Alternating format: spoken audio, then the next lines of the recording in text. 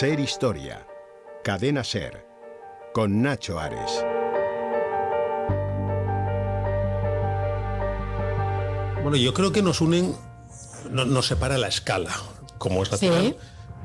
Sí. Nos separa el sustrato cultural, como sabemos, por la historia, por la religión, la cultura, la literatura, la lengua. Uh-huh. Y porque no hemos tenido vínculos históricos muy obvios, ¿no? Quizá, curiosamente, el mayor vínculo que Gijón haya tenido con Nueva York haya sido a través de La Habana o a través de Tampa, bueno, quizá, ¿no? Pero de Florida en general. Pero no tenemos ningún vínculo. Y sin embargo somos ciudades que nos parecemos mucho. Uh-huh. La primera coincidencia obvia es por el carácter que nos da la cercanía al mar y la apertura. Uh-huh. Pero hay más circunstancias, ¿no? Las dos son ciudades... en Gijón no se habla mucho del pasado, en Nueva York tampoco, Uh-huh. se mira más hacia adelante que hacia atrás. Y son ciudades muy en tránsito, son ciudades en las que la gente entra y sale en las vidas de las ciudades.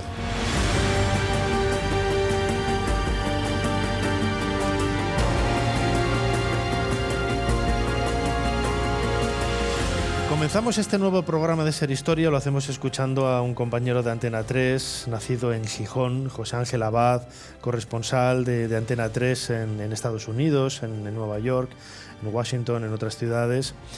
Y es un referente, ¿no?, de lo que es la ciudad que visitamos en esta ocasión, Gijón, en Asturias, y un referente en esa reflexión que hacía, ¿no?, de ese pasado, de ese presente y de esa puesta y esa mirada en el futuro.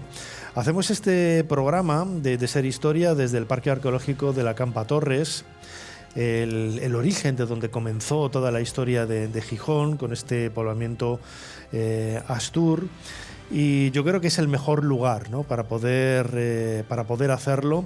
Y en los próximos minutos, en esta casi hora y media del programa, vamos a disfrutar de la historia astur, de la historia romana, de la historia medieval, no solamente de Gijón, ¿no?, sino también en definitiva de todo Asturias, por la influencia tan grande que tuvo esta ciudad, tanto en el pasado como en el presente.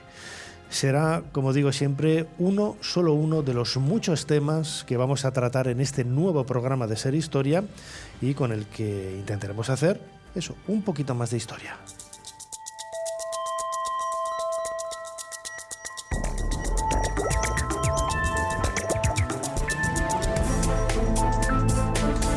Bienvenidos a Ser Historia. Lo acabo de decir, estamos en Gijón, en este salón del Parque Arqueológico de la Campa Torres, el lugar en donde comenzó la historia de esta ciudad, de esta comarca y casi podríamos decir casi de toda la región, uno de los focos más importantes, ¿no?, que han llegado hasta nosotros y en cuyo castro pues podemos leer entre líneas la parte de esa evolución prerromana que hubo aquí para poder entender, ¿no?, lo que hoy es Asturias y en definitiva también pues de alguna manera lo que hoy es España. Es un programa especial que no sería posible si no fuera por la ayuda del Ayuntamiento de Gijón, a quien damos las gracias desde aquí por todas las facilidades y todos los medios que ha dispuesto para poder realizarlo con todos los compañeros de Ser Gijón y de la cadena Ser en Asturias, y que ha hecho, ¿no?, que, como sucede que siempre, pues las invitaciones para el programa hayan volado. Tenemos que pedir disculpas por toda la gente que se ha quedado fuera de asistir, ¿no?, a este programa, a este salón de actos, y dar las gracias y la enhorabuena también a todos los afortunados que han sido más rápidos, más veloces en poder conseguir las invitaciones para poder estar compartiendo con nosotros nuestra pasión por la historia. Como siempre, soy Nacho Ares y les doy de nuevo a todos la bienvenida a Ser Historia. Comenzamos. Sigue a Ser Historia en las redes sociales. Nos tienes en Twitter, Facebook, YouTube, Instagram y TikTok. @SerHistoria.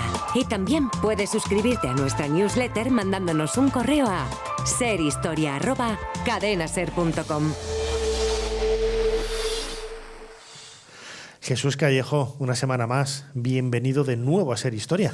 ¿Qué tal, Nacho? Pues encantado y feliz de estar en este lugar, es el ombligo de Gijón, y además sintiéndome casi en casa, ¿no? Porque siempre se ha dicho ese famoso proverbio de que leoneses y asturianos, en fin, primos hermanos. Desde luego que sí.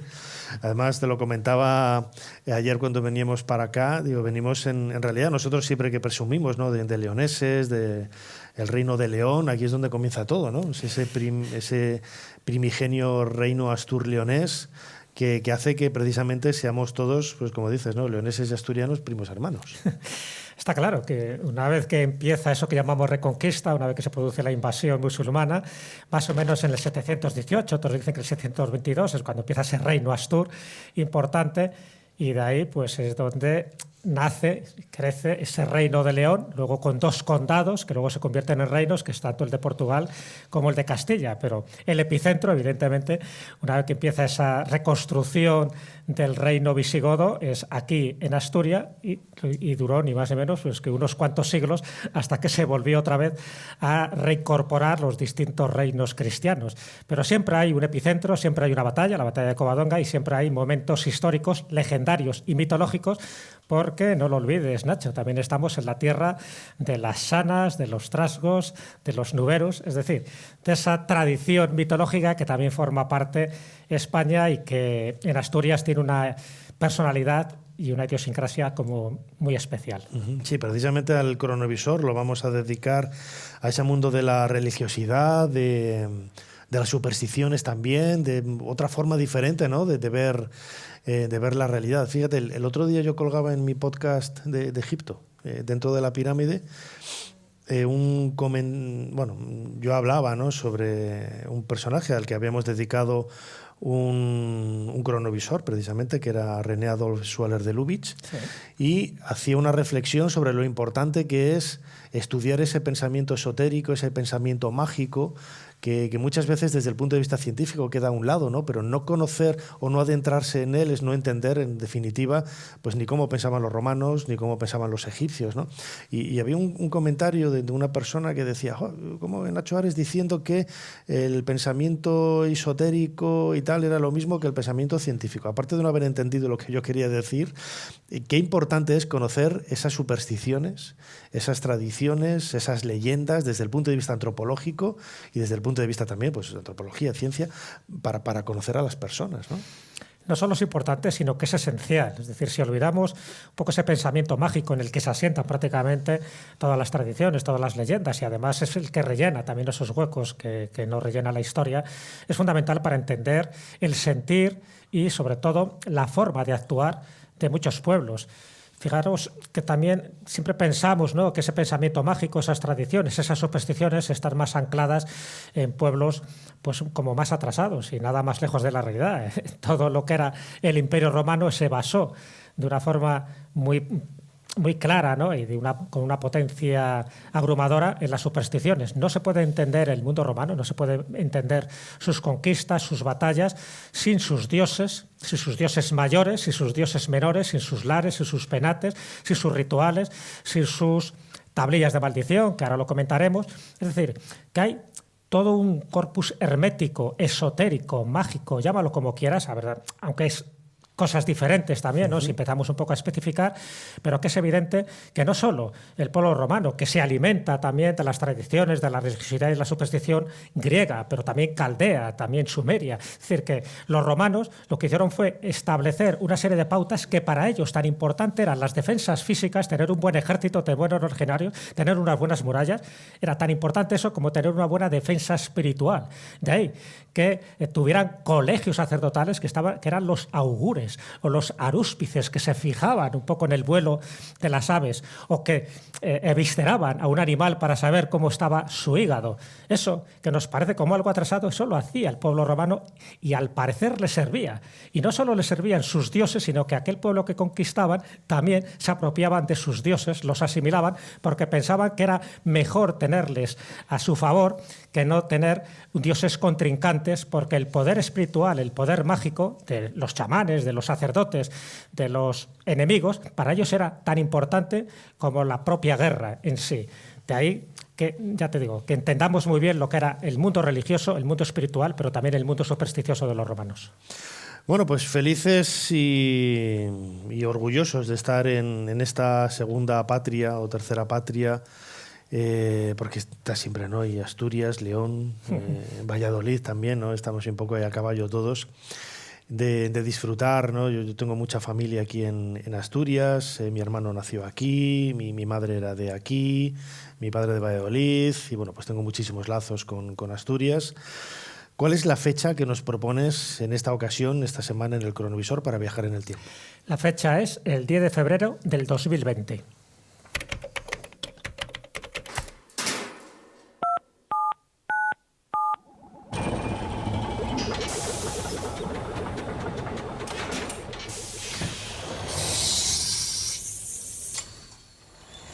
Adelante, pasen.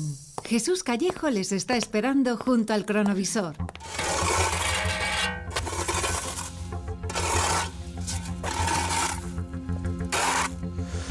Jesús, ¿dónde me has traído? Esto no es Asturias, ¿no te me has traído? No, nos vamos a Grecia, a Atenas en concreto, a una fecha relativamente reciente, el 2020, porque ahora estamos viendo cómo en este pozo del antiguo cementerio de Karameikos, aquí en Atenas, se están encontrando ni más ni menos que 30 tablillas de maldición de plomo, dobladas, enrolladas en sí, tablillas de fisione, como realmente se llamaba en su momento. Bueno, si utilizamos el término griego serían catadesmos, ¿vale?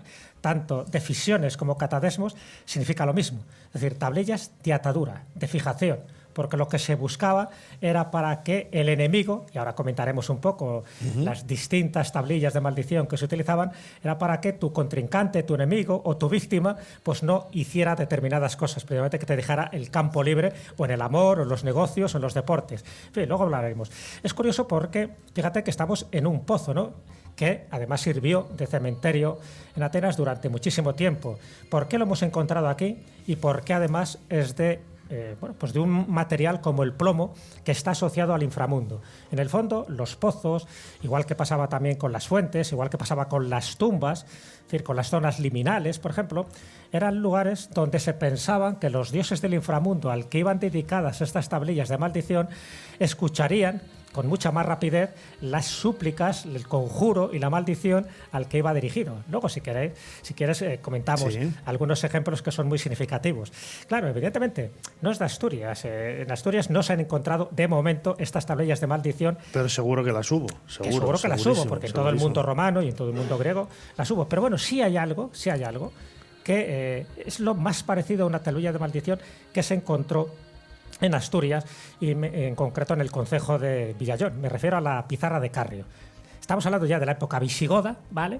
Pero esta pizarra de Carrio es muy curiosa porque es un conjuro, es una invocación mágica que se hace además a santos, porque ya estamos en la época cristiana, a ángeles, a Miguel, a Gabriel, a Uriel, a Rafael, para que no caiga el pedrisco en esas determinadas zonas. Es decir, era proteger las plantaciones de un agricultor y para eso hizo esta pizarra, que enterró, por supuesto, en el suelo, para que los dioses atmosféricos, en este caso ya te digo, invocados como arcángeles, le protegieran. Bueno, es un poco lo más parecido. No es una maldición, pero sí es un conjuro dentro de ese pensamiento mágico. Hemos invitado a este cronovisor, a este viaje en el tiempo, para conocer y hablar de ese pensamiento, ¿no?, tan insólito para nosotros, ¿no? Porque luego desde el punto de vista técnico, desde el punto de vista científico, entre comillas, ¿no? La ciencia en aquella época no era como hoy, fue una cultura, una civilización muy, muy avanzada, pero también seguía teniendo pues ese pensamiento más humano, ¿no?, con esos miedos, esos anhelos, esos temores de todo lo que les rodeaba. Rosa María Cid es catedrática de Historia Antigua de la Universidad de Oviedo. Rosa María, bienvenida a Ser Historia.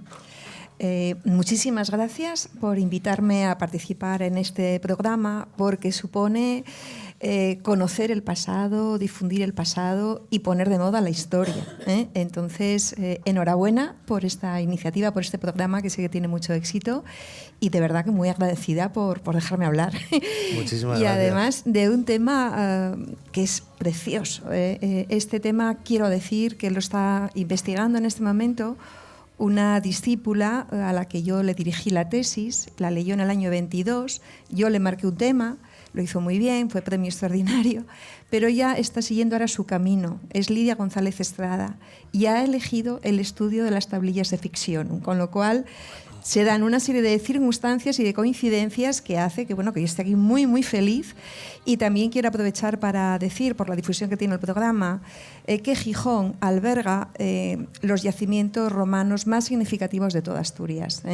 Ha habido una labor, yo creo, de protección por parte del ayuntamiento que ha sido muy significativa, que hizo que la profesora de la Universidad Autónoma, Carmen Fernández Ochoa, pudiese despegar aquí durante décadas toda una inmensa labor que sacó a la luz yacimientos que nadie parecía podían existir, y han convertido a Gijón en uno de los lugares más significativos de esa romanización astur, que cuando yo era muy joven y estudiaba en la facultad me decían, aquí los romanos no estuvieron, en Asturias no habían estado los romanos, y ella demostró que sí habían estado, con lo cual estar en este programa, estar en este yacimiento, pensar que aquí estuvieron los romanos, para mí que es una cosa muy, muy agradable, muy agradecida. Además, el salón desde donde estamos haciendo el programa Ser Historia se hunde un poco, ¿no? En ese subsuelo del nivel que hay en el exterior, lo que nos adentra un poco más, ¿no? En ese pensamiento más profundo, ¿no? de los astures y de los romanos. En Rosa María, los romanos eran terriblemente supersticiosos. Mucho. Eran muy religiosos, pero muy supersticiosos. Es una cosa extraña. Lo que estaba diciendo Jesús me estaba encantando, porque por un lado los romanos tienen mucho miedo a las divinidades, a que se rompa lo que ellos decían la pax deorum, a que se enfaden. Entonces construyen una serie de rituales que tienen que hacerse siempre de la misma manera, no saben por qué. En algún momento se inventó que tenía que ser siguiendo el mismo procedimiento, y si rompen tienen miedo a que los dioses se enfaden, y si los dioses se enfadan, eso puede ser terrible para la comunidad, ¿no? Es la ruptura de la pax deorum. Los dioses envían siempre señales, que son los prodigios, que son a veces graciosos, ¿no? Porque de esto nos informa mucho Tito Livio. Entonces, un prodigio podría ser que una vaca hablase. Yo no me puedo creer a Tito Livio todo lo que dice, ¿no? Pero sí es verdad que los prodigios pueden ser sequías pertinaces, tormentas que destruyen cosechas, etc. Ahí se rompe la pax deorum y tienen que actuar. Ahí lo que llaman, bueno, expiaciones, ritos expiatorios, expiaciones. Entonces, esto por un lado es ese mundo de la religión oficial que propugna y que impulsan los poderes públicos, los círculos oficiales, porque les interesan. Son sistemas de dominación y de control. No digo nada cuando Roma, efectivamente, como muy bien has dicho, Jesús, impone su sistema religioso a las poblaciones que conquista, pero también tolera, hay cierto nivel de tolerancia, ¿no? Pero ¿qué sucede con esas tablillas que son tan de verdad que es apasionante el tema, que Roma desde arriba, los círculos de poder desde arriba, están intentando imponer una serie de normas religiosas. Pero ¿qué pasa? Que en la vida cotidiana a la gente les plantea otros problemas, y esos dioses oficiales no sirven para cubrir esas necesidades. No sirven. Entonces, ¿qué nos están diciendo esas tablillas? Que las preocupaciones de la gente son otras. Son, bueno, pues que yo estoy enamorada de alguien y ese señor no me corresponde. O señor, no sé, puede ser señor. Entonces, o que me deja un amante y es terrible. Entonces hay las tablillas de maldición, que ese amante que me ha dejado le pasen tales cosas. Hay tablillas de cuestiones amorosas, pero también hablan de la enfermedad, por ejemplo. Hablan, no sé si lo vamos a citar, porque lo estábamos hablando hace un momentito Jesús y yo, un yacimiento que hay en Bath, en Reino Unido, en la zona sur, que había un balneario. Entonces ahí aparecen 130 tablillas de ficción. Es una cosa muy llamativa, como lo que ha pasado el caso de Atenas, ¿no? ¿Por qué? Bueno, pues porque al parecer cuando la gente se iba a bañar había unas termas, le robaban la ropa. Y entonces dejaban escrito en la tablilla, pues que a quien me ha robado la ropa, los dioses les acompañen. Entonces, al final, te hablan de esas preocupaciones de la enfermedad, está muy presente, y también de las relaciones personales, que no son tan idílicas ni reina la concordia. Entonces, por eso es tan interesante estudiar este tipo de prácticas religiosas que hablan de la superstición, evidentemente, y que todavía existe hoy. Si indagásemos, hay, ¿no? Es decir, que por eso me parece un tema muy, muy bonito. Claro, no hemos cambiado nada, Jesús, ¿verdad? ¿No? En 2000, bueno, y si echamos la vista atrás, más atrás todavía, pues estamos hablando de esa fundación de Gijón en el siglo II. Si echamos la vista atrás, pues encontramos ese hallazgo relacionado con la cultura griega. En Egipto también lo hay, por supuestísimo, en el mundo babilónico, etcétera. Y nos llama la atención la idea, ¿no?, de buscar siempre en la profundidad de la tierra, ¿verdad?, el contacto con lo divino. Lo divino siempre está o arriba o abajo, ¿no? Nunca está casi a nuestro alrededor, no, está arriba o abajo. Sí, eso es una constante, ¿no? Prácticamente que se da en todas culturas. Siempre se ha pensado que abajo es el inframundo y por lo tanto hay unos dioses oscuros que no necesariamente tienen que ser negativos. Por eso también si les haces ofrendas, ¿no? Lo que pasa es que tú les quieres tener a su favor. Igual que pasa también en el cielo, y porque estén en el cielo o estén en la parte alta no quiere decir que sean benéficos, porque de ahí viene también el pedrisco, viene el rayo, por lo tanto había que tenerles también de una forma muy agraciada para que no te pasara a ti algo, que le pasara al otro, al pueblo de al lado o al enemigo que tenías un poco más allá.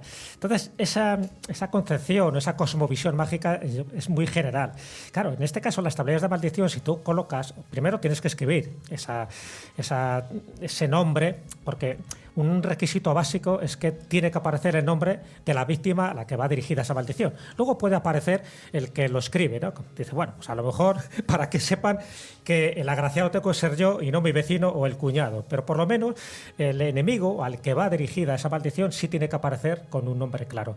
Y luego, ¿dónde se ocultan? Pues eso, en tumbas, en pozos, en lugares oscuros, porque se piensa que es una forma de despertar a esa divinidad. Por supuesto, si son tumbas, mucho mejor. Y si son tumbas de personas que han muerto de una forma precipitada o violenta, mucho mejor, porque son almas en pena, como rabiosas y que están deseando venganza, ya que no la pueden conseguir en el otro mundo, por lo menos que la consigan aquí, ¿no? ¿Por qué se busca determinados dioses? Además, esto te va a gustar, Nacho, porque evidentemente los dioses a los que van dirigidos estas imprecaciones, estas maldiciones, son los dioses manes, en fin, a Perséfone, a Proserpina, a Hécate, a Diana, a Plutón, pero también a Isis, pero también a Osiris, pero también a Tifón Set, pero también a Baal, pero también a Yahvé, porque estas tablillas de maldición duran bastante, empiezan en el siglo VI a.C. y prácticamente hasta el siglo V después de Cristo, es decir, hasta bien entrado el cristianismo, no desaparecen. Y por eso hay distintas entidades a las que van dirigidas, siempre pensando que a esa entidad es la que más te va a favorecer o por lo menos la que se va a cumplir. Y en el caso, por ejemplo, fíjate, llamativo porque esto nos afecta aquí a España, en Tarifa se encontró una de esas tablillas de maldición dirigida a Isis Muromin, es decir, a Isis, la de los 10.000 nombres. Y esa tablilla, que se encuentra en Bailo Claudia, en Tarifa, en Cádiz, precisamente lo que se buscaba o lo que se pretendía era la muerte fulminante de quien le había robado un cobertor, su manta y sus colchas. Directamente. Y mira, tengo aquí, te lo resumo un poco, sí, ¿no? A esta Isis Muromen, que dices que pinta aquí una diosa egipcia. Pues evidentemente porque pensaba que cumplía este propósito. Dice que aquel que me ha robado una manta de la cama, blanca por cierto, un cobertor nuevo, 2 colchas de mi propio uso, te ruego, oh soberana mía, que castigues este robo. Bueno, pues en esta línea iban. Y luego, si quieres, te comento las 5 clases de maldiciones que se escribían en estas tablillas de plomo. Rosa María, estamos hablando de textos que se escribían. A veces también son imágenes. En el Antiguo Egipto, esas figuras de execración que representan al enemigo y que se lanzan contra la pared y al romperlas, pues ya tienes la idea, ¿no?, de que estás generando cierto mal, ¿no?, al contrincante, a esa persona que tú ves como alguien que te está haciendo daño. Estaba pensando ya ahora, según escuchaba a Jesús, claro, escribirlo, 2 detalles. Primero, conlleva la importancia de dejar por escrito el nombre de la persona, con lo cual ya está cobrando vida, ¿no?, de alguna forma. El nombre es lo que da identidad a la persona o al objeto. Y en segundo lugar, que eso no se nos tiene que pasar desapercibido, que hay que saber escribir. Y no todo el mundo sabía escribir. ¿Quién escribía estos textos? Pues serían escribanos lapicidas. Bueno, lapicidas cuando escriben sobre piedra, pero efectivamente eso suponía dinero, con lo cual el interés de la persona que lo encargaba era brutal, porque le vale una pasta. Sí, claro. Eso costaba dinero.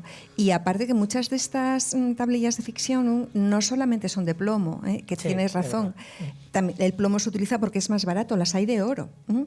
Y son muy finas a veces, porque se piensan también para ser enrolladas y llevarlas puestas en una cajita o algo así. Más que de ficción, yo hablo que de ficción es maldición, esas serían de imprecación. Es cuando pides por algo que es o para maldecir a alguien o para que te proteja de algo, ¿no? Entonces, efectivamente, eso suponía, bueno, pensarlo, es decir, no era un gesto que tú llevases a cabo de repente, yo quiero enfrentarme a este señor y que le causen todos los males del mundo porque me ha hecho algo que no me gusta, me han perjudicado. No, es algo muy pensado, a quién se va a dirigir y que cuesta dinero, es decir, que no lo puede hacer cualquiera, o a lo mejor haces un esfuerzo económico porque te has sentido tan agredido que quieres esa respuesta, ¿no? Y también hay que señalar que muchas veces no sabemos por qué se hace. El texto es ininteligible. Ambiguo, ¿no? A veces hay letanías de dioses que efectivamente son dioses de ese mundo oscuro que temes. Claro, el mundo subterráneo se teme mucho.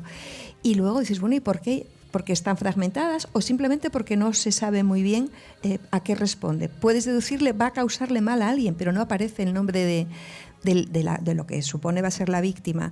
Y también hay casos extraños, más excepcionales, pero que son muy curiosos. Pueden aparecer asociados a figuras humanas, pequeñitas. Sí. Con lo cual no simplemente pones la tablilla, sino algo parecido a un vudú, sería algo parecido a un vudú.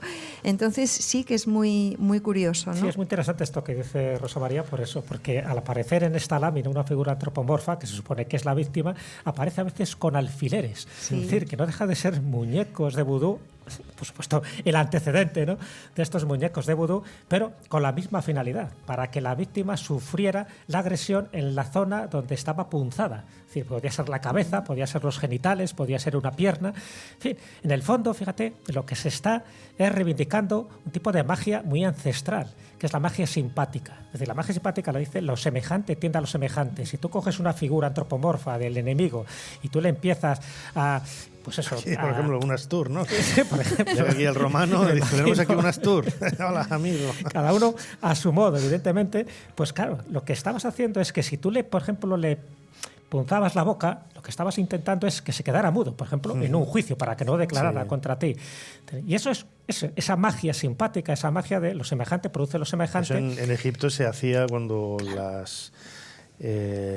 damnatio memoria contra algunas personas, pues lo primero que hacían era romperle la boca del relieve, los ojos, la oreja, las manos, para que no pudiera hacer nada. O sea, no pudiera hacer nada, ¿no? Y luego está más relación, y esto lo sabe muy bien Rosa María, luego está en relación con el otro tipo de magia, también ancestral, que es la magia por contagio. Es decir, que además de esa tablilla de plomo, de plata, de oro, en fin, incluso de cera, en función de la economía, ¿no?, que tuviera esta persona, se colocaba también un objeto personal de la persona, de la víctima, ¿no? Es decir, cualquier trozo de tela, ya no te digo si tenías un poco de pelo o de piel. Un poco de cabello, claro. Si claro, ese es otro tipo de magia, porque esa magia es aquella que las cosas que una vez estuvieron en contacto entre sí vuelven a tener una influencia a pesar de que estén a distancia. Entonces, es otro tipo de magia.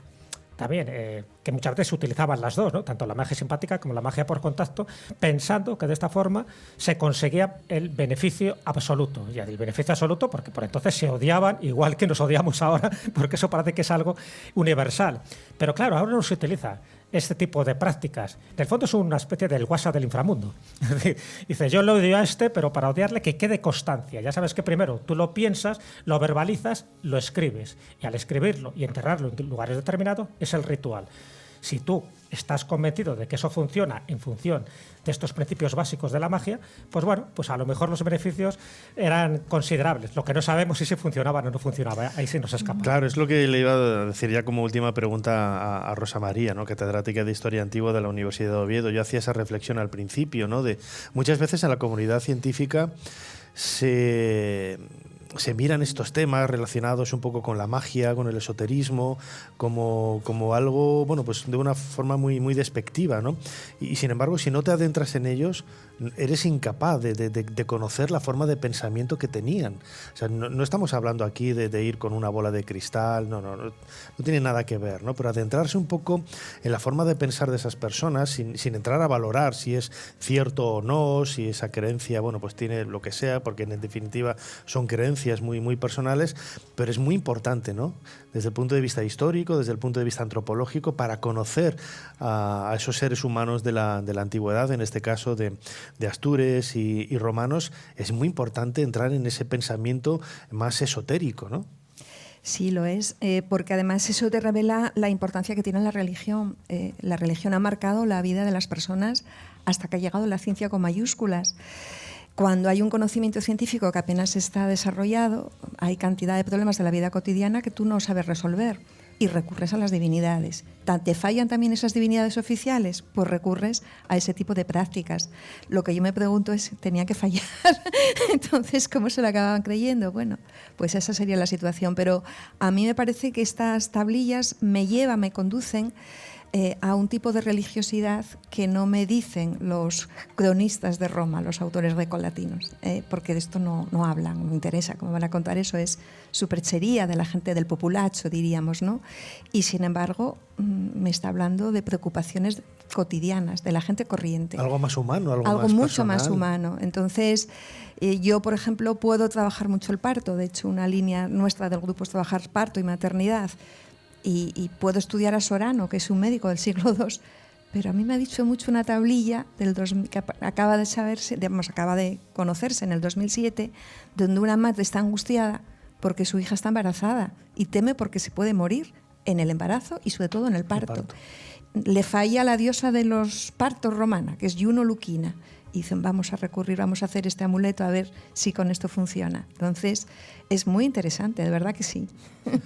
Desde luego que es un tema apasionante, es un tema interesante, que Jesús, se nos han quedado un montón de cosas ahí en el, tremendas. en el tintero, y habrá que volver. Siempre se ha dicho que han hecho los romanos por nosotros, pues una de las cosas es transmitirnos sus supersticiones. Y te digo dos que seguimos haciendo y que proceden del mundo romano.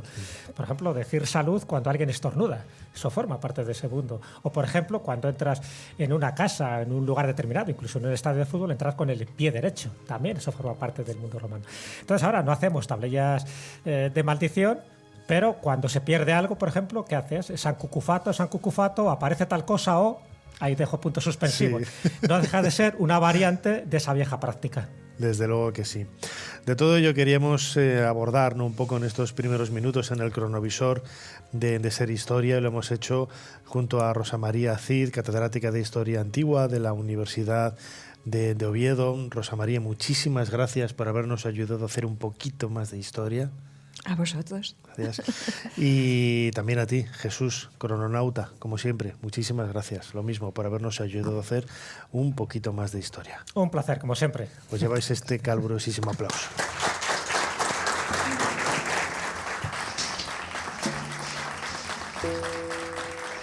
En todos los límites del imperio, mis súbditos siguen preguntándose cuál es la fuente de conocimiento de la reina de los egipcios.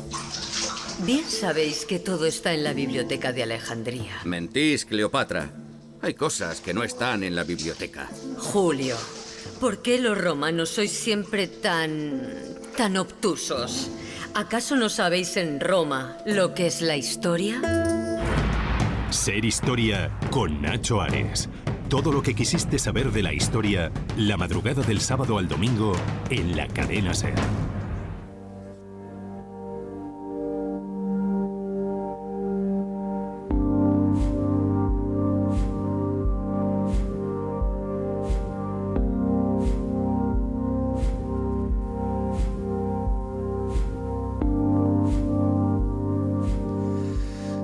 Continuamos en Ser Historia, en este programa especial que estamos haciendo desde Gijón, desde el Parque Arqueológico de la Campa Torres, hablando de la historia de esta ciudad tan querida, como decía al principio, por mí, ¿no? Por esos vínculos que tengo con ella. Mi hermano nació aquí, yo soy de León, toda mi familia es leonesa y asturiana.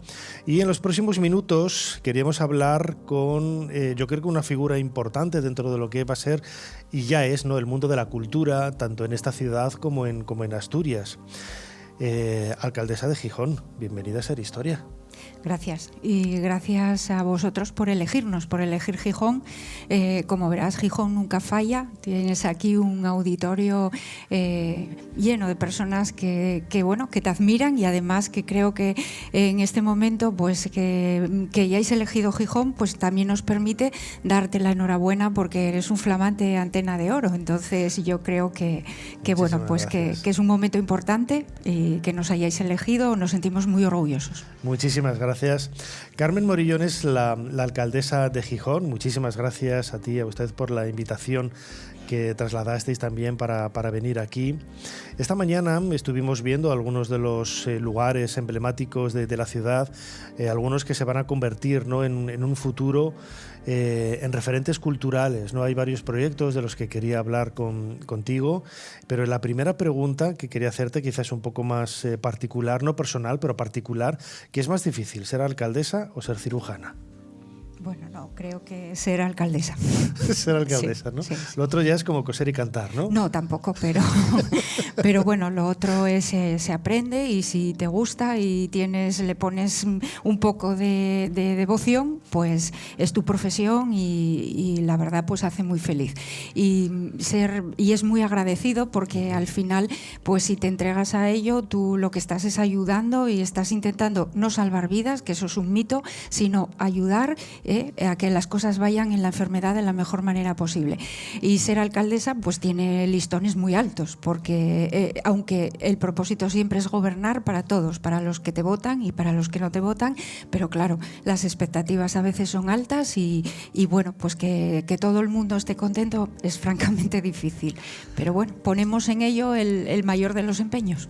Bueno, hay algunos listones que yo creo que ya se han conseguido, ¿no? La musealización de esos 3 grandes espacios que hay en Gijón. Nosotros estamos en uno de ellos, pues están también las termas, la Villa Romana de Beranés, o sea, hay infinidad de lugares que marcan un poco esa identidad para nosotros, ¿no? Como un programa de historia, Ser Historia, el mundo de la cultura vinculado a esa etapa anterior al presente evoca también una serie de realidades que ayudan a construir una sociedad, ¿no? Claro. Y el tema de los museos en Gijón, yo no puedo dejar de decir que es algo que afortunadamente, independientemente del gobierno que haya habido en el ayuntamiento, se hizo siempre una fuerte apuesta por los museos de Gijón. Y el éxito de los museos de Gijón es, por supuesto, el público que los elige y los visita, pero sobre todo son los profesionales que los dirigen. Y hoy tenemos aquí a la que es nuestra jefa, la jefa de este entorno maravilloso, que es Paloma García. Y yo quisiera pues aprovechar esta ocasión porque es gracias a esos profesionales, y lo que tenemos que hacer los políticos es no estropear lo bien que están hechas las cosas y ayudar y dejarnos asesorar por ellos para avanzar y continuar adelante. Entonces estamos en un sitio mágico. Para mí este Campa Torres es mágico. Aquí parece que empezó nuestra historia con los astures y después con los romanos, y luego esa transición, cómo transitan, ¿no?, hacia el barrio de Cimavilla, donde está ahora Tabacalera, que está proyectándose, y bueno, pues es como que se cierra el círculo, que es lo nuestro, ese edificio de Tabacalera que cuenta la historia de Gijón, que empieza siendo un convento, las Agustinas Recoletas, el primer convento que tuvo Gijón, y que ahora, cuando nos ponemos a rehabilitar el edificio de Tabacalera, allí aparece un pozo romano, y entonces cuenta nuestra historia, que va desde aquí hacia allí, los romanos, y después esa etapa barroca con el convento, después se desamortiza, viene la fábrica de tabacos, que estuvo hasta el año 2002, o sea, etapa romana, etapa barroca, etapa industrial con les cigarreres, Yo recuerdo cuando estudiaba en la universidad en Valladolid, que yo hice historia antigua allí, uno de los temas que más en boga estaban, ¿no? Pues a comienzos de la década de 1990, era hablar de la arqueología industrial, ¿no? Estudiar grandes espacios, edificios que bueno, pues la reconversión industrial en diferentes lugares de España pues había hecho que algunos hubieran abandonado o hubieran recobrado otra vida, otro interés, y muchos de ellos empezaban a reconvertirse primero en ruinas, y luego pues la mente abierta y quizás una finalidad, o mejor dicho, una forma de entender quizás más proclive, ¿no? A intentar recuperar y hacerlo revivir esos edificios. Bueno, pues insisto, ¿no? Darles una nueva oportunidad, y en ese sentido no entra un poco ese proyecto que yo creo que es muy, muy tuyo, ese transatlántico cultural, en donde queréis convertir la Tabacalera en un espacio cultural que sea el eje, ¿no? de todo lo que hay alrededor en es Gijón, cierto, ¿no? sí, por eso, porque además cuenta nuestra historia. Entonces es ahora mismo, yo creo, el edificio más importante sin duda que tiene la ciudad, y además en un sitio también un enclave maravilloso, porque está muy cerca de la casa natal de Jovellanos. Entonces digamos que ya ahí pues se junta todo en ese entorno, y tenemos que aprovecharlo y defenderlo y dejárselo a las próximas generaciones, y ahora pues podemos, es un momento, bueno, nunca los ayuntamientos es el mejor momento económico, pero ahora mismo no es malo. Entonces se acaba de licitar, porque el edificio, lo primero que hicimos en el año 12 fue, bueno, pues empezar a estabilizarlo para no perderlo, porque se estaba cayendo. Entonces el edificio está salvado, ahora va la adecuación interior, y es un proyecto de 21 millones de euros. Afortunadamente pues el ayuntamiento puede afrontarlo. No recibimos subvenciones de momento de ningún lado. La primera fase fueron unos 5 millones que también costeó el ayuntamiento, y es nuestro, es lo nuestro, y tenemos que tirar por ello. Y además tiene un sentimiento vital, nos contaba esta mañana Pablo, nuestro compañero de la cadena SER en Asturias, que muchas de las mujeres que habían estado trabajando en esa tabacalera todavía siguen vivas, ¿no? Sí. Y que de alguna forma a ellos les hace mucha ilusión el hecho de volver a ver ese lugar que pasaron tantos años de trabajo seguramente muy duro, bueno, pues con una nueva vitalidad y un reconvertido. Sí, y además ahora todavía están en un momento que pueden disfrutarlo. La verdad es que si tú, o sea, se te saltan las lágrimas. Yo la primera vez que fui con ellas, son como 12 más o menos las que quedan y que hemos podido encontrar y que participan de esta etapa, y entran allí, y es que, o sea, cuando las ves entrar y reconocen todos los lugares, las esquinas, aquí estaba fulanita, aquí era la máquina de tal cosa, aquí tal, y yo la primera vez, bueno, digo, esto es un regalo tener esas mujeres que ahora van a ayudar a diseñar ese espacio que dentro de Tabacalera va a estar recordando todo su trabajo. Mujeres que contribuyeron a la economía familiar de una manera decisiva en aquel momento, ¿no? Con todo su trabajo, a sacar a las familias adelante. Y mujeres, bueno, pues muy reivindicativas, muy hechas a sí mismas. La verdad es que son una escuela de vida, da gusto hablar con ellas. Y tenemos un artista muy popular que acaba de hacerles Pipo Prendes, que acaba de hacerles el vals de las cigarreras, y entonces lo grabaron dentro de Tabacalera, y bueno, fue muy, muy emotivo. Y eso, o sea, sentir nuestra historia y transmitírsela a otras generaciones, y creer sobre todo, porque lo que nos pasa a veces en Asturias, yo creo que es que no nos creemos las cosas y no nos creemos lo que somos, y entonces eso pasa en Asturias y en otros sitios, pues seguramente, España, y entonces pues esto es muy importante, es que todavía pues podamos sentir esa generación tan importante, y que ellas puedan disfrutar de ver rehabilitado el espacio, aquel espacio que fue tanto para Gijón. Además, en las últimas décadas, donde todo aquello relacionado con el tabaco, ¿no?, me parece que está señalizado de una forma bastante oscura, este transatlántico cultural en el que se va a convertir en la fábrica de Tabacalera, imagino que estará pues relacionado también no solamente a recuperar la memoria del edificio, de lo que allí se vivió, pues para realizar todo tipo de actividades culturales, ¿no? Todo tipo, y además además también para poder optar a otras exposiciones temporales que ahora mismo no tienen cabida en Gijón, exposiciones o cuadros de gran formato, pues es inviable porque nuestro pequeño museo, pequeño y grande, de Bellas Artes es la Casa Natal de Jovellanos y ahí ya no tenemos espacio. Entonces, Tabacalera servirá para también potenciar todo el patrimonio que tiene el ayuntamiento, que ahora mismo está guardado en naves porque no tenemos dónde exponerlo, y a la vez para tener colecciones temporales que puedan venir de otros lugares y que las pueda disfrutar el público. Entonces, y dedicar la Casa Natal de Jovellanos a jovellanos, a que puedan venir estudiosos, investigadores y que tenga espacio para todo el legado de Jovellanos. Ahora lo tenemos todo, es como te digo, un pequeño gran museo de Bellas Artes y allí no tenemos espacio. ¿Habrá en Tabacalera espacio para hacer Ser Historia?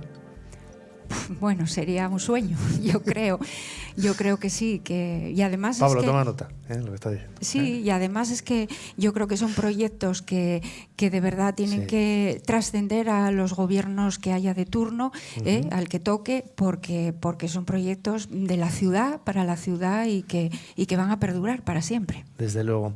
Y ya para ir acabando, alcaldesa, Carmen Morillón, no quería dejar pasar también la oportunidad de hablar de ese proyecto también Naval Azul, en donde, bueno, pues es quizás más paisajístico, ¿no? También dentro de la ciudad, pero que va a cambiar un poco el aspecto. Estuvimos esta mañana viendo con algunos compañeros el espacio. Yo tengo que decir, hacía casi 10 años que no venía a Gijón.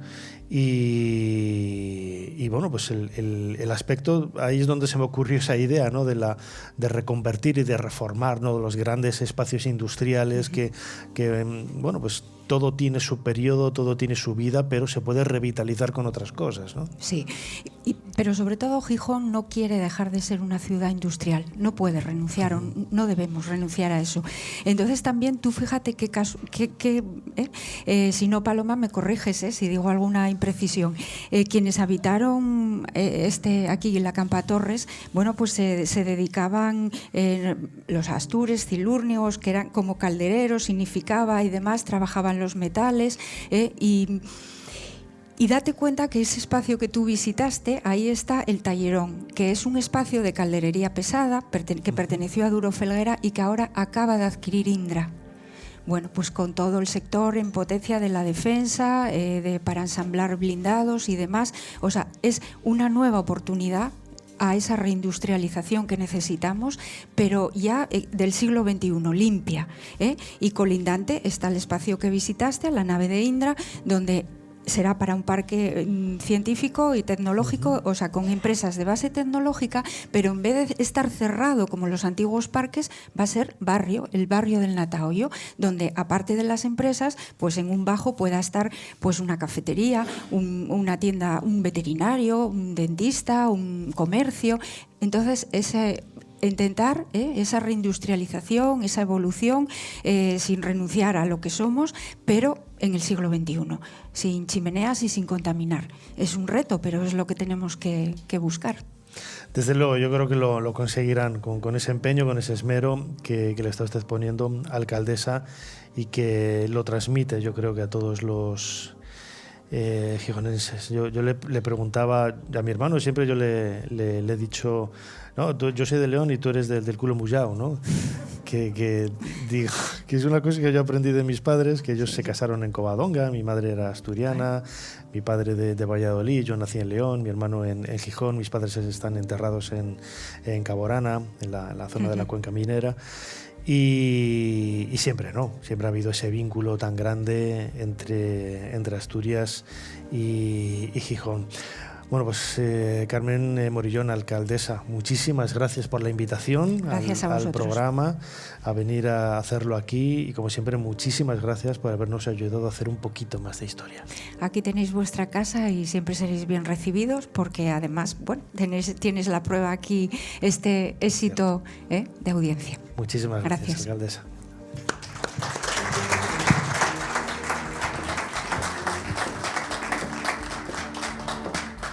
Van Gogh, ¿dónde has puesto mis pinceles? No habrás vuelto a llenarlos con tus chorretones de pintura. ¿Cómo te atreves? Tú, el gran Gauguin, que solamente sabe dibujar monas en bañador. Te dije que no los volvieras a utilizar. Voy a quemar el estudio con todos tus malditos pinceles. Por mí como si te cortes una oreja. ¡Me largo a la Polinesia! Ser Historia con Nacho Ares. Todo lo que quisiste saber de la historia, la madrugada del sábado al domingo en la cadena SER.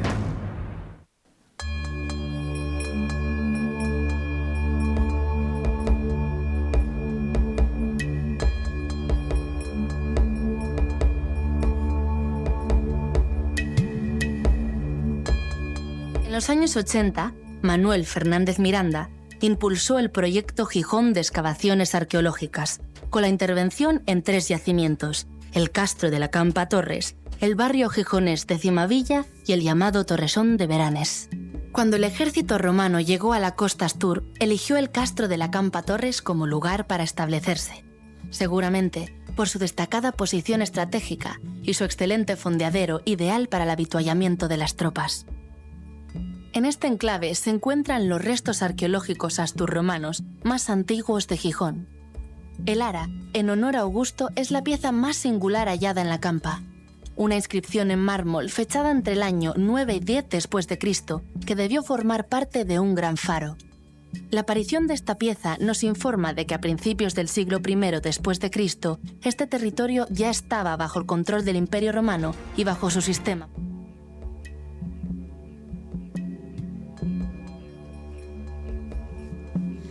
Escuchábamos un fragmento del canal Cultura Gijón hablándonos de alguno de los enclaves de la localidad, bueno, de la ciudad que estamos visitando en Ser Historia, en este programa especial hecho desde la Campa Torres, este parque arqueológico de la Campa Torres, el lugar en donde comienza el nacimiento de la ciudad actual de Gijón, en Asturias. Queríamos precisamente en los próximos minutos hablar de ese Gijón Astur, de ese Gijón romano, y lo vamos a hacer, yo creo, con una persona que esta mañana nos está enseñando tanto a Jesús, a Ana, a mí, al resto del equipo de Ser Historia, de una forma extraordinaria, cómo se han musealizado algunos de los yacimientos más importantes que hay en esta ciudad. Paloma García, bienvenida a Ser Historia. Hola, Nacho. Paloma García es la directora de los 3 museos que hay en Gijón. Yo no sé si habrá un cargo con más museos. Bueno, es que dirigir uno ya es mucho, pero dirigir 3 ya... Bueno, es que hay que pensar que es un museo con 3 grandes salas. Porque son 3 museos de sitio. Mérito, Paloma. No, pero es así.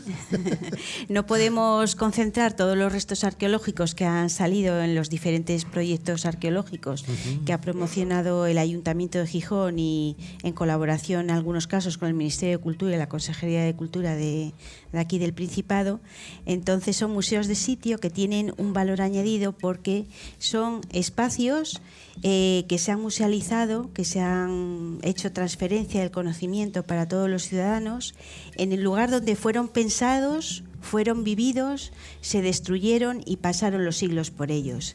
Entonces, el contexto arqueológico de esos bienes muebles que han aparecido en las excavaciones, que son los que forman parte de esas exposiciones permanentes que explican los yacimientos, es muy importante, es de una riqueza que no es lo mismo que estar en el Louvre o un museo provincial, que efectivamente tienen unas piezas soberbias y maravillosas, pero están descontextualizadas.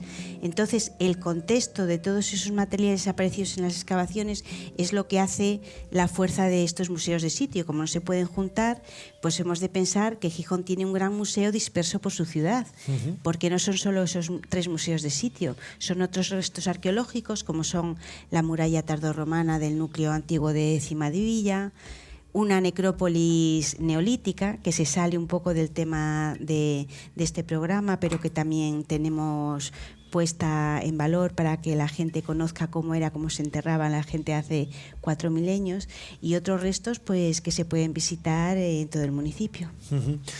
Cuando llegan aquí los romanos, que es, bueno, comparado con otros lugares de la península, un poco tarde, ¿no? En el siglo I después de Cristo, ¿qué es lo que se encuentran? Bueno, como sabéis, Augusto decide conquistar este territorio por varias razones. Una porque necesitaba una importante propaganda política en el Senado para que le nombraran Augusto, porque hasta ese momento no fue Augusto. Necesitaba dinero, necesitaba oro para pagar a sus tropas, y además él quería conquistar hasta los fines Terrae. ¿Y qué zona le quedaba? Le quedaba exactamente esta zona central de lo que hoy conocemos Asturias, tanto en la parte transmontana como en la parte cismontana. Entonces decide conquistar este territorio, entre otras causas por las que acabo de decir. ¿Y qué se encuentra? Pues yo creo que se encuentra con grupos de personas que vivían aquí que ya conocían el mundo romano. Y de hecho, por ejemplo, aquí en la Campa, en los niveles inferiores, al año 26 a.C., que es el momento del final de las guerras cántabras, aparecen esos contactos con el Mediterráneo. Ya aparecen materiales, fruto probablemente del comercio por cabotaje que había por el Mediterráneo, que llegaba hasta aquí, hasta el Atlántico, y al final pues eran poblaciones abiertas a esos comercios y que ya estaban en contacto con ese mundo romano. Y ya, bueno, imagino que en aquella época sabrían lo que se les venía encima, entre comillas. Digo, estos están ahí, no van a tardar 0, en subir un poco más, ¿no? Pues sí, yo creo que ya se lo esperaban. Lo que pasa que, bueno, eso es todo especular, porque no hay textos que verifiquen estas cuestiones. También es verdad que estamos hablando todo el programa sobre los astures, y este nombre de Astures era como los romanos llamaron a las personas que habitaban en este territorio, que a lo mejor ellos ni siquiera sabían que eran astures, porque tenían otros nombres para identificar pues las gentes que vivían en cada uno de los territorios. ¿Y cómo fue ese contacto? ¿Cómo fue esa romanización? Bueno, yo creo que fue un proceso menos violento de lo que tradicionalmente se viene hablando. Probablemente hubo una serie de pactos entre los principales de las diferentes tribus o gentilitas que vivían en estos territorios. En algunos casos, bueno, hay tablillas en la zona cismontana donde se ve que algunas poblaciones pues pactaron con Roma, otros que eran más levantiscos no pactaron, y a través de todo ese tipo de contactos pues llegó Roma, se asentó, organizó el territorio y empezó a cobrar impuestos, que básicamente era lo que venían lo que necesitaban, dinero para las arcas del Estado, y empezaron a explotar inicialmente pues las minas de oro que necesitaban para el erario público. A mí me parece un tema apasionante, ¿no? Porque precisamente en la visita que nos hiciste esta mañana, tanto aquí el lugar donde estamos, la Campa Torres, como la villa de Beranés, tienes un contacto físico muy directo, ¿no? con esa realidad de hace prácticamente 2000 años, ¿no? Esa musealización, ¿no? de todos estos lugares ha permitido precisamente que el contacto con esa máquina del tiempo, como hacemos nosotros en el cronovisor, pues sea mucho más real, ¿no? más viva. Claro, es lo que decía al principio, al ser museos de sitio en donde tú estás observando o visitando los restos arqueológicos, tanto inmuebles como muebles, pues te haces un poco más la composición del lugar, de cómo fue esa conquista y organización del territorio. De hecho, como comentábamos por la mañana, nosotros en el discurso expositivo que tenemos planteado en todos estos museos de sitio, es un discurso lineal en donde el visitante que quiere saber un poco de la historia de Gijón empieza por la Campa, con el mundo prerromano, la llegada de Roma, la conquista, cómo se asienta en el territorio. Luego, si quiere saber más de cómo fue esa implantación, puede ir a ver las termas y Cima de Villa, en donde lo que planteamos es ese asentamiento y esa evolución de la Quívitas y demás. Y posteriormente en Beranés lo que hablamos es del territorio, de cómo pasa la tierra de mano común a lotificarla, que la lotifica el imperio, cómo se privatiza, se alquila, se arrienda y cómo se reparten todos esos terrenos a través de estos restos que han ido apareciendo en las excavaciones, claro. Además, desde el punto de vista histórico, esta mañana bromeábamos, ¿no? con la idea de que la arqueología es una técnica de la historia más que una disciplina científica, pero bueno, en definitiva, tanto la historia como la arqueología lo que hacen es reconstruir, ¿no? Hacer historia por medio, la historia de documentos, la arqueología por medio de objetos materiales, pero la finalidad al fin y al cabo es la misma, y precisamente este yacimiento donde estamos haciendo este programa de Ser Historia, la Campa Torres, es básico para poder conocer esa romanización del noroeste de la península. Hombre, claro, la Campa Torres es el buque insignia de la arqueología de Gijón, es un yacimiento con muchísima profundidad histórica. Está citado por las fuentes, por Plinio y Estrabón, sabemos cómo se llamaba, que era el Oppidum Noega, que de todos los yacimientos de época castreña que hay localizados en Asturias, que superan los 400, hay solamente 2 yacimientos de época castreña que conocemos su nombre. Uno es la Campa Torres y otro es el del Chao de San Martín, que está hacia el interior, ya en la zona galaica, que era el castro de Oquela. Entonces, y además tenéis que tener en cuenta que la Campa, el Oppidum Noega, es el oppidum más extenso de toda la costa cantábrica y de todos los castros conocidos en esta zona del norte de Hispania. Por lo tanto, el fenómeno de la llegada de Roma, cómo se implantan y la romanización, la Campa es un claro ejemplo de todo ello, y cómo se expanden hacia otros territorios. Los castros siempre están ubicados en lugares altos, pues para tener un control, ¿no?, de todo lo que hay alrededor, de qué vivían, cómo era la vida de los habitantes de este yacimiento. Bueno, en la Campa tenemos que ver que es algo más que un castro. Si nos referimos exclusivamente a los castros, que son poblados fortificados en altura, que al final es lo que significa esta palabra latina, pues ellos lo que tenían era una economía agropecuaria. Vivían del campo, del territorio que tenían alrededor, de una pequeña ganadería que tendrían ovejas y caprinos, eso lo sabemos por los estudios de los huesos que han aparecido en las excavaciones y por las analíticas. Sabemos que cultivaban, en el caso de la Campa, pues cereal y otras leguminosas. Y este era su modus vivendi. En el caso de la Campa Torres, al ser un castro costero, también utilizaban los recursos marinos y de la roca y de los acantilados. ¿Y a quién le tocaba bajar al mar? Porque desde aquí es una tiradita y la cuesta es empinada, ¿eh? Bueno, pues mandarían a los pequeños, digo yo. Pero de hecho aquí, por ejemplo, los concheros que han aparecido en las excavaciones de los años 80 y 90, pues lo que nos revelan es que tenían un consumo importante de lapas, de mejillones, de vígaros, de erizos y todo ese material que tenían aquí al lado. Un hecho curioso de los que podemos ver en las piezas que hay del museo, del pequeño museo que hay en este yacimiento arqueológico, lo comentábamos también esta mañana, son esos huesos de no natos que, una vez más, ¿no?, recuperando un poco lo que comentábamos antes, nos hace pues bucear un poco en los enigmas históricos que hay alrededor, porque realmente no sabemos qué demonios, ¿no?, hacían los huesos de los no natos. Ahora te preguntaré por el contexto en el que aparecieron y el significado, ¿no? El mundo de este pensamiento prerromano y romano incipiente de Asturias está embadurnado de elementos mágicos que hoy se nos escapan, y cuéntanos un poco la historia de esos huesos de unos fetos que aparecieron. Bueno, aquí efectivamente en vitrina tenemos una pequeñita mandíbula y 2 huesecillos de bebé que aparecieron en el contexto de las excavaciones de la muralla, del muro defensivo que hay nada más llegar al yacimiento, y podría estar relacionado, según sus investigadores, con un rito con una sacralización de las defensas del espacio.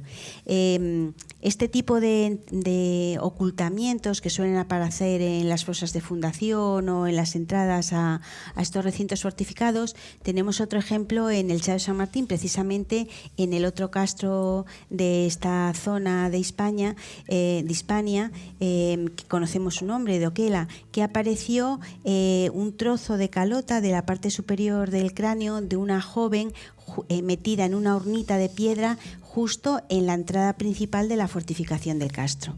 Entonces podemos pensar que son ritos de sacralización de la entrada a estos importantes poblados. También hay una estela, que es una réplica de una que se conserva en Bonn, que nos permite imaginarnos cómo era un Astur, ¿no? Desde hace prácticamente casi 2000 años. Es como una fotografía, ¿no? de un soldado. Cuéntanos un poco la... Bueno, nosotros aquí en el museo tenemos una réplica de una inscripción funeraria que apareció hace muchos años en Bonn, en una necrópolis romana, que es el famoso Pintaius, del que todo el mundo de esta zona ha podido hablar. Entonces este fue un joven que se enroló como portaestandarte en una fuerza romana que se fue a combatir al limes germano, y pasado el tiempo se murió, dejó un testamento y dejó dinero a sus sucesores para que le enterraran con un epitafio. La estela es importantísima, primero por lo que dice la estela, que dice que se llama Pintaio Pedilicio, que es Astur de la zona transmontana, o sea, de esta zona donde estamos ahora, que nació en un castellum, en un castro que se llamaba Intercatia, que no sabemos qué castro es, y que fue portaestandarte, signifer, de un ala de equites, me parece, o de infantería, de uno de los ejércitos que fue a luchar a Germania. Además de ese texto, que es importantísimo para el conocimiento de cómo eran los movimientos de tropas en el mundo romano, esto es una estela del siglo II, tiene una escultura inscrita en la propia inscripción, en la parte superior, en donde vemos cómo era todo su uniforme, qué era todo lo que portaba y cómo era el estandarte que llevaba. Entonces, claro, es un documento... Es una fotografía de hace 2000 años. De hace 2000 años, efectivamente. Y le vemos ahí con toda la panoplia, todos los efectos, la piel de animal, ¿no? Cubriéndole la cabeza, las garritas que parecen bueno, viéndolo así, lo comentábamos, parece más un oso quizás, ¿no? que un lobo por el tipo de garras. Todos esos elementos humanizan, ¿no? lo que es la historia del yacimiento, de la excavación, porque en definitiva yo recuerdo cuando estudiaba prehistoria en la Universidad de Valladolid, en primero de carrera, que teníamos una asignatura de prehistoria con Julio Manzano, que falleció hace unos años. Siempre, que esto creo que lo he contado más de una vez, nos decía que la gente cuando abandonaba los castros o abandonaba los sitios no dejaba ni los casquillos de las bombillas, se llevaba absolutamente todo, ¿eh?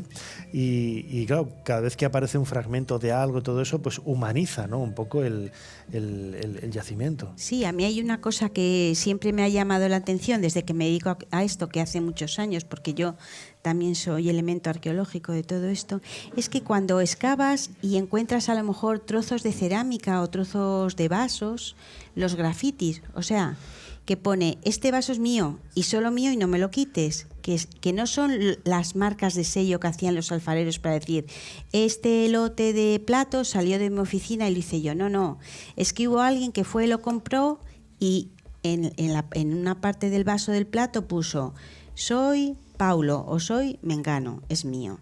Entonces, es que eso te da que pensar, ¿no? Es como cuando vas al colegio y apuntas en la libreta, esta libreta es mía o este libro es mío también. Es que estamos descubriendo los útiles cotidianos de la gente que vivía aquí y además le ponía la marca y el nombre para que no se lo quitara otro, ¿no? Entonces es lo que decía Rosa, que estos detalles de la arqueología de las pequeñas cosas es lo que te hace estudiar la vida cotidiana de lo que pasaba en los enclaves donde se excavan. Y son, aunque sean cosas que no sean bonitas, que no sean unas esculturas maravillosas, es la vida del día a día de cada sitio, que es lo que creo que los arqueólogos, que al final somos historiadores, debemos de ir a buscar. Además, se veía, para ir acabando, Paloma García, directora de los 3 museos, ¿no? de Gijón, tanto de la Campa Torres como las Termas, como la villa de... ¿Cómo es? ¿Veranes o Veranes? Veranes. Pues yo te preguntaba, ¿no? Como egiptólogo que soy, si había algún elemento orientalizante. Me enseñabas unas cuentas de collar o de joyería.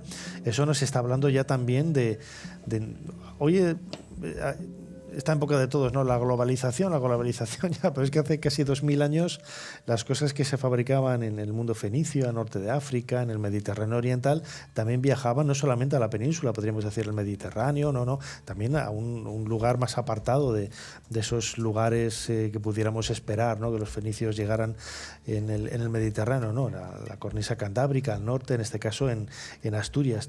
Y eso nos está hablando de esas relaciones comerciales que había ya en aquella época. Hombre, lo que está claro y que se ve constantemente en las excavaciones que llevamos a cabo es que Gijón fue un puerto importantísimo de cabotaje desde época prerromana hasta época tardía, y que tenía unas relaciones comerciales con el Mediterráneo oriental y con la zona y con toda la costa atlántica hasta Burdeos en adelante, puesto que en las excavaciones, sean del siglo I a.C., del siglo II, del siglo VI, aparece ingente material de cerámica y monedas y otros elementos que proceden de todos estos territorios. Pues lo que hablábamos esta mañana, las cuentas de pasta vítrea de la zona del norte de Egipto, las ánforas orientalizantes de toda la zona focea, las jarritas, el monetario, y luego ya todos los materiales que aparecen pues de los alfares galos de la zona de Burdeos y más al norte todavía. Un mundo fascinante que podemos descubrir no solamente aquí en la Campa Torres, sino en los otros yacimientos, especialmente las termas o esa villa de Beranes que hemos estado visitando esta mañana y que os va a alucinar a los que os acerquéis y nos estéis escuchando en este programa especial de Ser Historia que estamos haciendo aquí desde Gijón. Paloma García, directora de estos museos, como siempre, muchísimas gracias una vez más por habernos ayudado a hacer un poquito más de historia. Gracias a vosotros. Gracias. Leonardo, ¿te queda mucho para acabar? Señora, por favor, no se mueva tanto, que no acabamos nunca. Es que estoy cansada. Llevo aquí horas sin moverme, mano sobre mano. Madonna Lisa del Giocondo, solo una última sonrisa. No es más que un pequeño esfuerzo para luego pasar a la historia del arte. Ser Historia con Nacho Ares. Todo lo que quisiste saber de la historia, la madrugada del sábado al domingo en la cadena SER.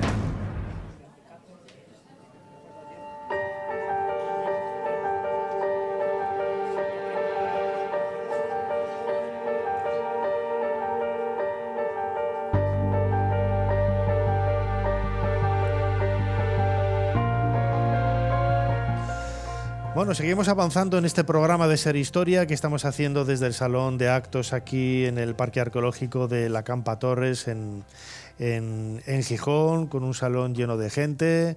¿Lo estáis pasando bien? Sí. No se os oye, ¿lo estáis pasando bien? Sí. Así me gusta, muchísimas gracias. Bueno, y queríamos llegar al colofón de este programa, lo decía al principio, hemos estado hablando un poco de esos orígenes, hemos hecho incluso alguna incursión en la prehistoria, el mundo prerromano, los astures, el mundo romano, pero todo eso siguió coleando, ¿no? Con el paso de los siglos, con el paso del tiempo, hacia una realidad que desde luego, pues, en este emplazamiento desde donde estamos haciendo el programa, la Campa Torres, que es el lugar en donde nació Gijón, pero que también influyó, ¿no? En todo lo que vino pues muchísimos siglos después. Y de ello queríamos hablar con José Avelino Gutiérrez González, él es catedrático de Arqueología de la Universidad de Oviedo. José Avelino, bienvenido de nuevo a Ser Historia. Muchas gracias. Ya estuvo con nosotros hablando del yacimiento también de María Alba y queríamos hacerlo ahora precisamente sobre ese mundo medieval. Quizás, bueno, parece un poco de perogrullo, ¿no? Pero esos primeros pasos de la Edad Media a partir del siglo VIII. Yo también en la carrera, ¿no? Había algunos investigadores que decían, no, la Edad Media, yo siempre he pensado que la Edad Media empieza con la llegada de los musulmanes en el 711 y hay otros, ¿no? que ponen un par de siglos antes, ¿no? Con la caída o como cuando empieza a diluirse en Roma. Y bueno, nosotros no vamos a poner fechas ni vamos a entrar en ese tipo de polémicas, pero sí que es cierto que Toda esa influencia del mundo astur, del mundo romano sobre todo, marca un poco la identidad de lo que viene después, ya lo que entendemos como Edad Media, ¿no? Sí, de hecho a mí no me gusta abusar de los convencionalismos de en qué año, qué día, qué siglo empieza tal periodo. Esos son convencionalismos que hemos adoptado pues para compartimentar, agrupar, ver características más o menos similares, pero es cierto, como acabas de decir, tienes mucha razón en que siempre hay algo de lo anterior. A mí me gusta más bien hablar de transformaciones, transiciones y ver qué perdura, qué se mantiene, cuáles son los cambios, cuáles son las innovaciones, pero siempre va a haber un pozo de lo anterior. Y aquí en Asturias, Gijón es uno de los escenarios o laboratorios más importantes para ver eso precisamente. El mantenimiento, la tradición del mundo prerromano, astur, del mundo romano y cómo la Edad Media surge de ello. No es una ruptura total, sino que hay mucho de lo anterior que sigue perdurando, ¿no?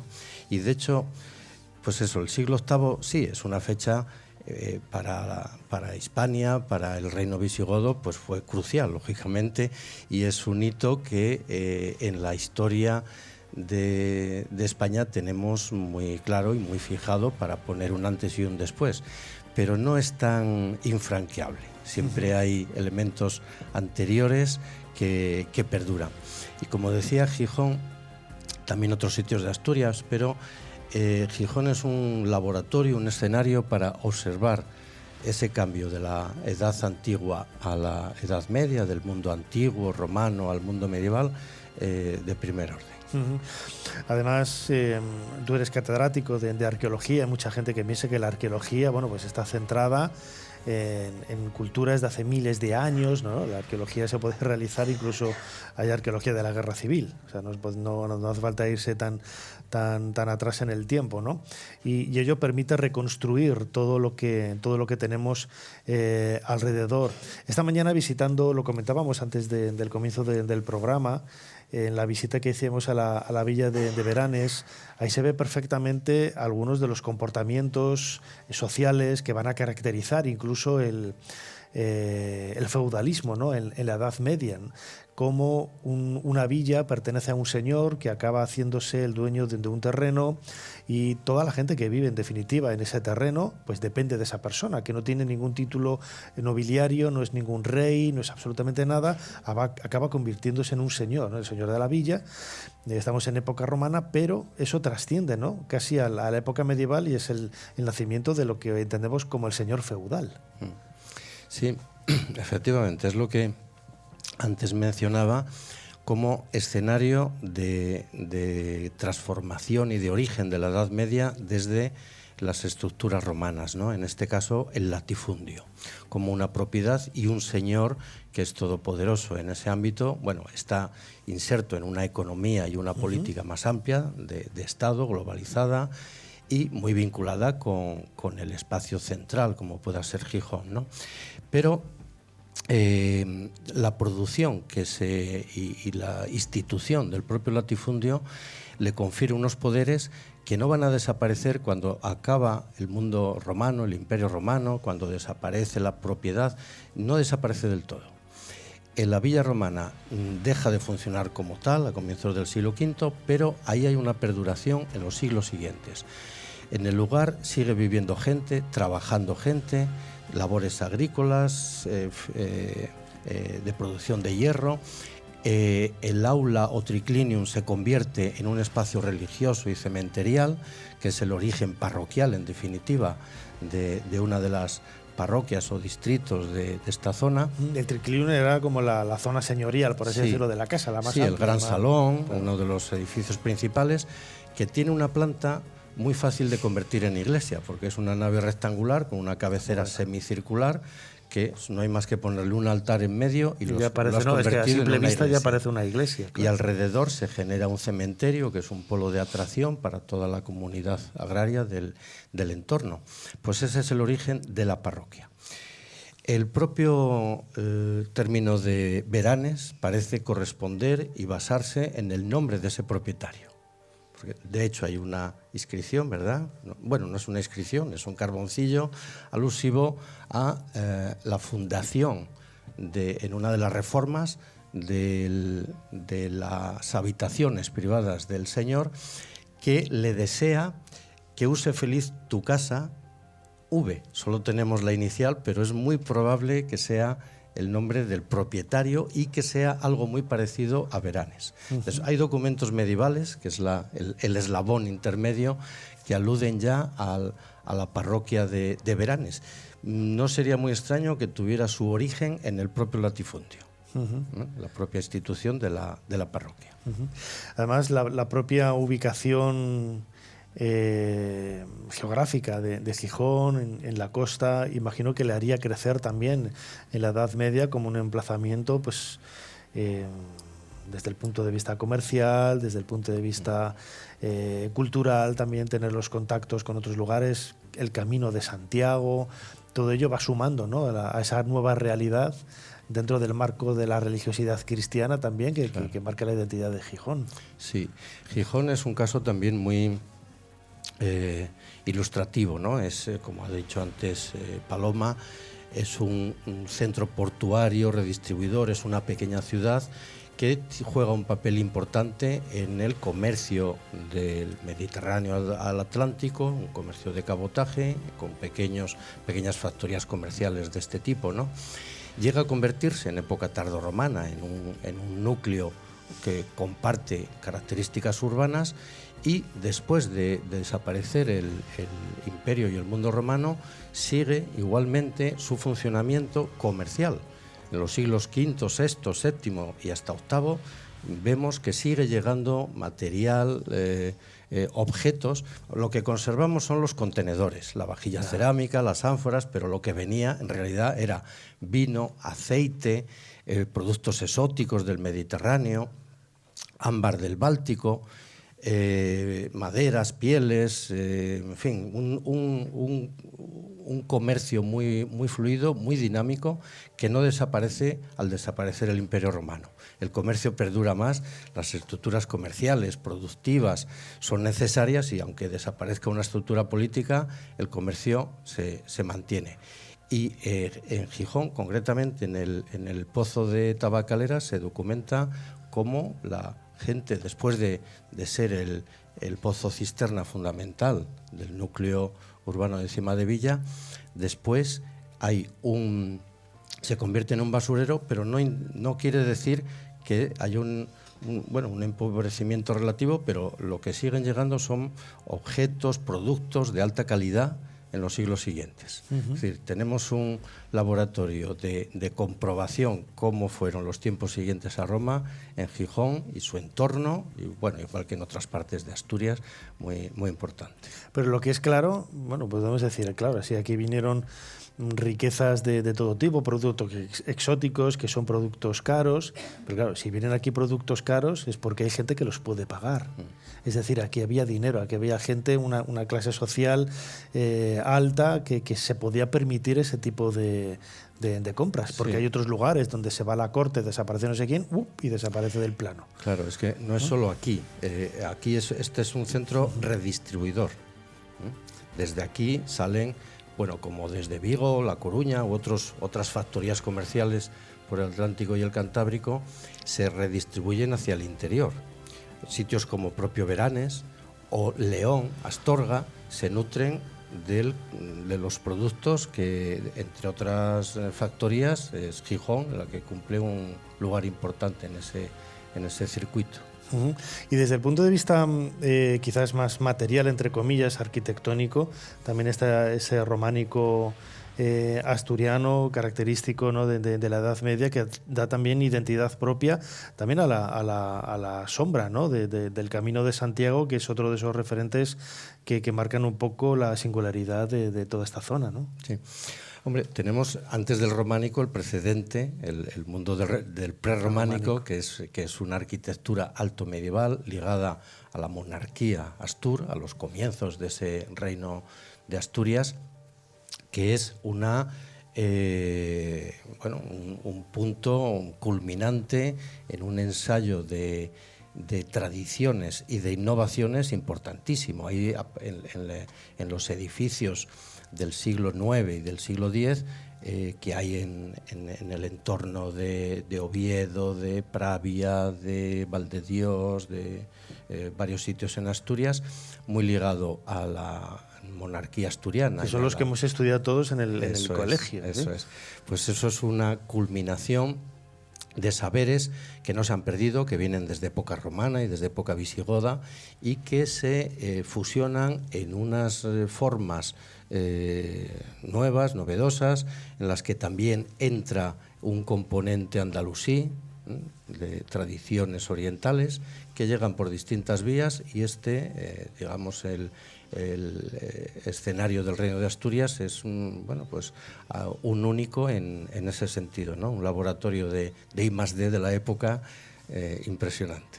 Qué importante es el estudio, lo comentábamos antes con Paloma, tú que eres arqueólogo también, Avelino, el hecho de poder trabajar con objetos materiales que sabes que han sido utilizados por personas, pues en tu caso, pues a lo mejor no hace 2000 años, ¿no? O 3000, pero 1500, más de 1000, entre 1500 y 1000 años, y es la emoción, ¿no? de poder ver personas que eran exactamente iguales a ti, y cómo puedes deducir y reconstruir su vida cotidiana, su vida diaria, con esas vajillas, con esos objetos que en muchas ocasiones no son objetos de grandes lujos, ¿no?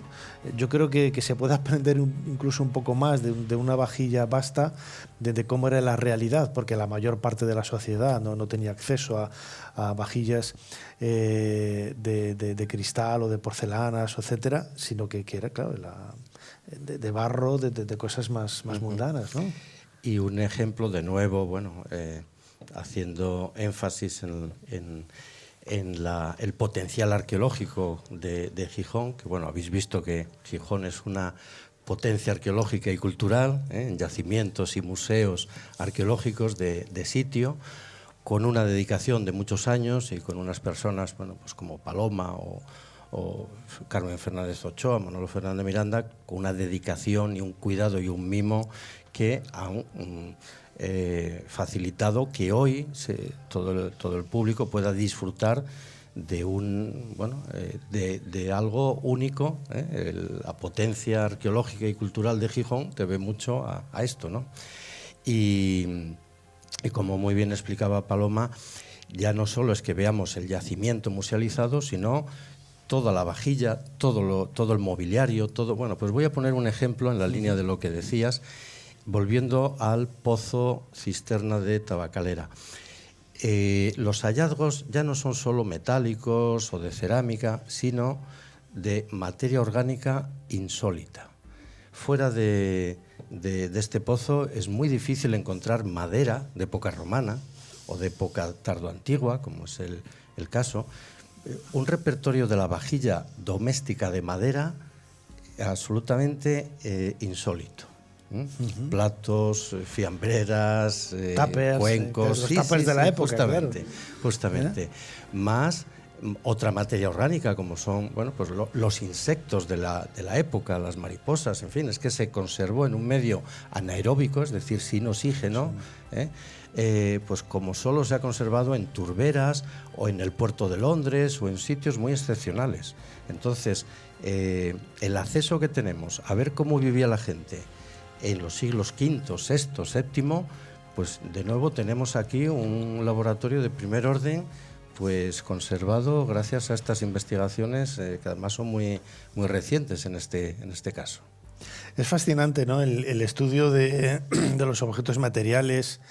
Muchas veces, hablando con compañeros arqueólogos, me dicen, yo prefiero encontrar un basurero que no una casa abandonada de forma precipitada, porque en el basurero te vas a encontrar realmente toda la información, ¿verdad?, de los objetos materiales que ya despreciaban, habían sido utilizados, pero ya no eran necesarios, incluso aparecen textos, es que aparece de todo, ¿no? Ese tipo de yacimientos son quizás los más valiosos, pero en definitiva, ¿no? Todo aquello relacionado con la arqueología, con la cultura material, nos ayuda a reconstruir un poco como hemos estado hablando en los últimos minutos, esa edad media de Gijón, que tiene muchísimo más, desde luego. José Avelino Gutiérrez González, catedrático de Arqueología de la Universidad de Oviedo. Muchísimas gracias una vez más por habernos ayudado a hacer un poquito más de historia. A vosotros por la invitación. Muchas gracias.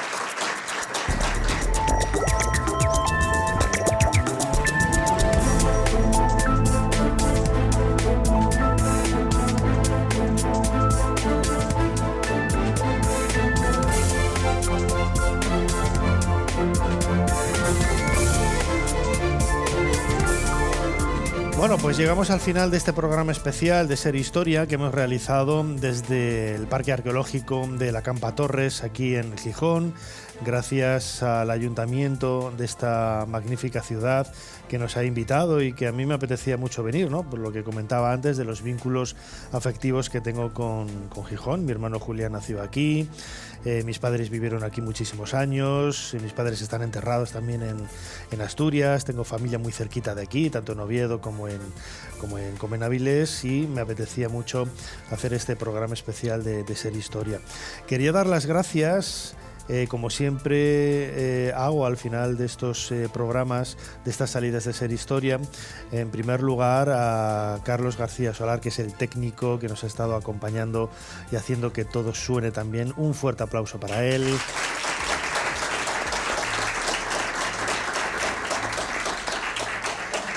Luego también un fuerte aplauso para todos los compañeros de Ser Gijón, en concreto, bueno, pues al boss, como digo yo, Pablo Palacios, a Paloma Llanos, a Lucía Villaveirán, a Juan Carlos González, a Nuria, todo el mundo. Muchísimas gracias a todos los compañeros de la cadena Ser.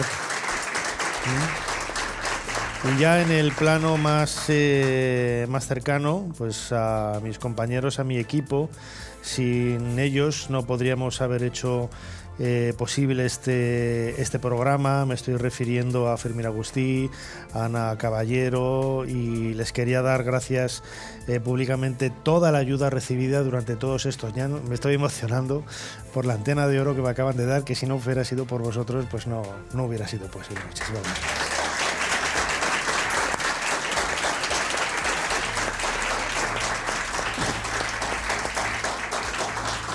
Bueno, y nada más, hay que recuperarse, hay que seguir adelante y a por otra antena, hay que ser antenista, como decía yo ahora. Muchísimas gracias de nuevo al Ayuntamiento de Gijón, a todos los presentes en esta sala. Les dejamos con la noche cultural de la cadena SER, con un montón de programas dedicados a cine, a libros, a un montón de contenidos. Como siempre, delante del micrófono, vuestro humilde servidor. Hasta la semana que viene. Nacho Ares, hasta la semana que viene. Compañeros, gracias, Gijón.